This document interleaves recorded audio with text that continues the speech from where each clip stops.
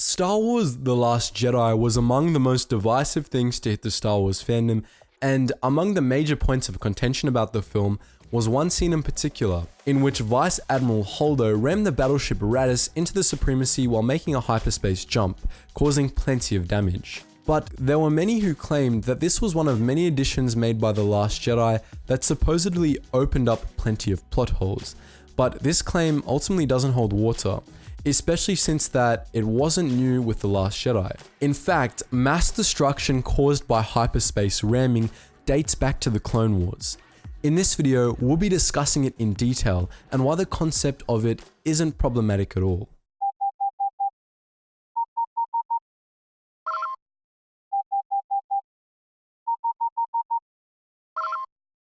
Attention, Sergeant on deck! The earliest known example of hyperspace ramming comes from the Battle of Pamant during the Outer Rim sieges. Pamant was a crucial member of the Confederacy. It housed Pamant Docks, which were run by the Free Dak Volunteer Engineering Corps, a group of Quarren shipwrights with ties to the Quarren Isolation League. They cranked out thousands of warships for the Confederacy, mostly Providence-class carrier/destroyers and other flagship types, and both the Invisible Hand and the Malevolence were built there. As a result, when the Republic attacked Pamant, they took no chances at failure. The attack force sent to conquer the world was led by Quaestor, a 4-kilometer long Praetor-class battleship, but this ultimately spelled disaster for both sides. During the battle that ensued, a stray torpedo severely damaged Quaestor's hyperdrive systems, causing the vessel to perform a hyperspace jump directly into Pamant. The collision fractured Pamant's crust and doused the entire planet in radiation, rendering it completely uninhabitable. That's not the only example of hyperspace collisions, of course. Due to the nature of hyperspace, they were unfortunately quite common, though usually the collision was with a star or asteroid or something, not a ship.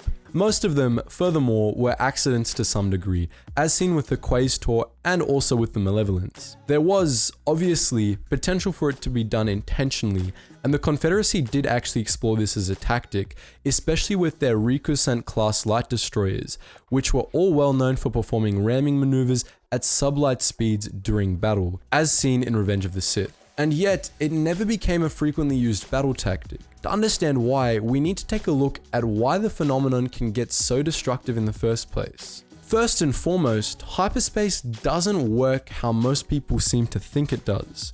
It's not just your standard faster than light travel method.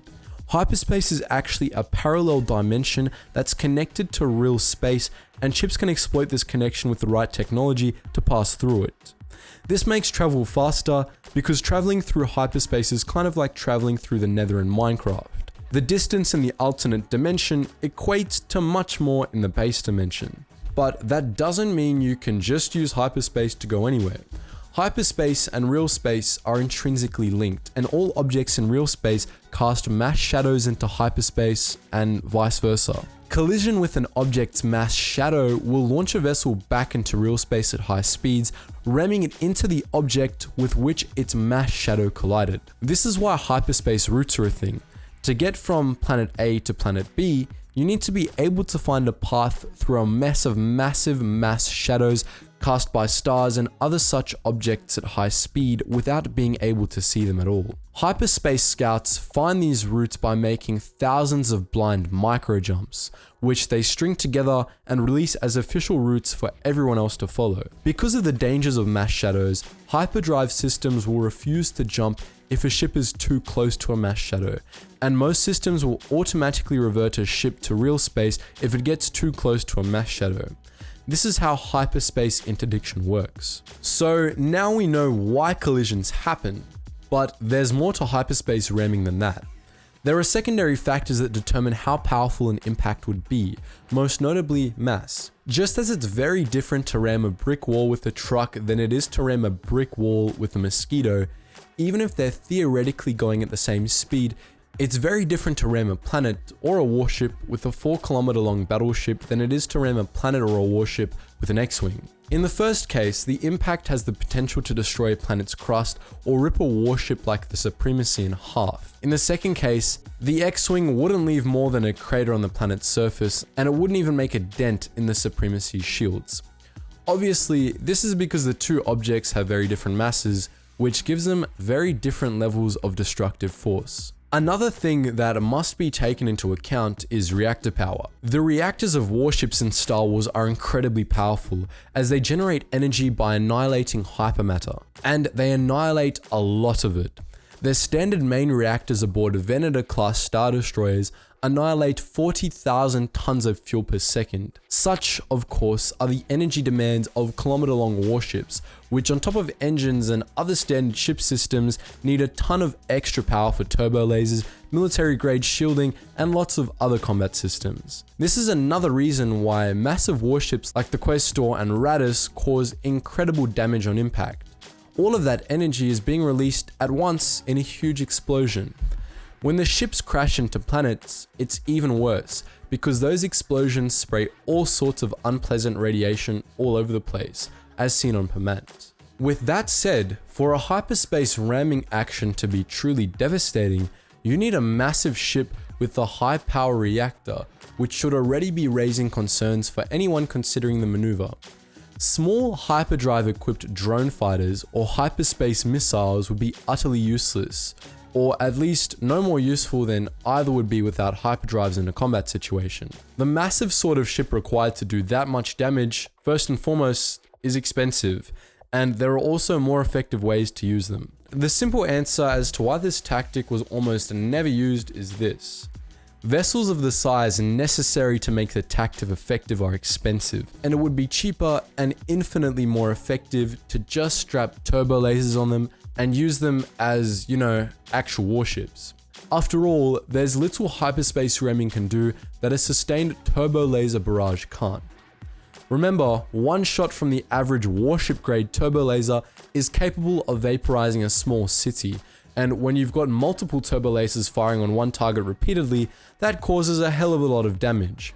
After all, turbo lasers can be reused, as can larger warships, while the same obviously can't be said for anything that's about to launch a kamikaze attack. The final nail in the coffin of hyperspace ramming as an actual tactic is how imprecise it is. Hyperdrives operate on a coordinate system which is very precise when you're trying to snake your way across the galaxy without hitting a star, but not when you're trying to hit something much smaller like a warship. Single coordinates cover entire star systems, and when trying to hit something that's a whole lot tinier than a star system, it's pretty much impossible to be precise. It's pretty lucky if you can perform a successful hyperspace ram at what, for warships, is point-blank range. If you can't see your target, ramming is nearly impossible, and anyone gifted enough to do it should probably not be committing suicide like that anyway. Hyperspace ramming is only a viable tactic in cases of pure desperation, as was seen in The Last Jedi. If you have no other options, if you're hopelessly outmatched, you're nearly out of fuel, your shields are down, and your turbo lasers are almost burnt out, and your target is big enough, then sure, consider hyperspace ramming.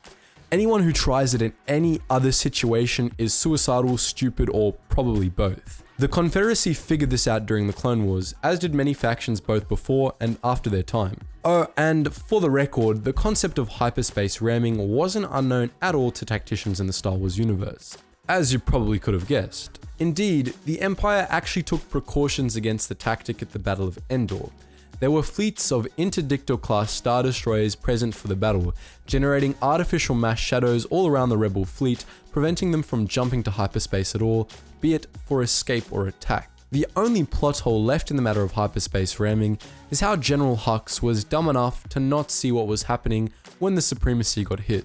So that's some information about hyperspace ramming that you might not have known. Are there any situations in the Clone Wars that you can remind me of where hyperspace ramming could actually be used?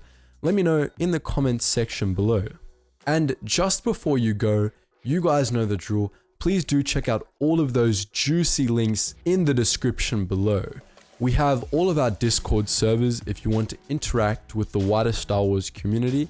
We have our Geetsly's gaming network that is on a bit of a hiatus, especially when it comes to Roblox, because we had some degenerate purge all the staff from the server and the Discord server, so we're working to get that fixed. But of course, you can still join the Gmod servers, including the Clone Wars and Imperial ones. And if you do want to help further support the channel than you already are by watching this video, then please go check out the Patreon. I want to give a big thank you to all of my current patrons.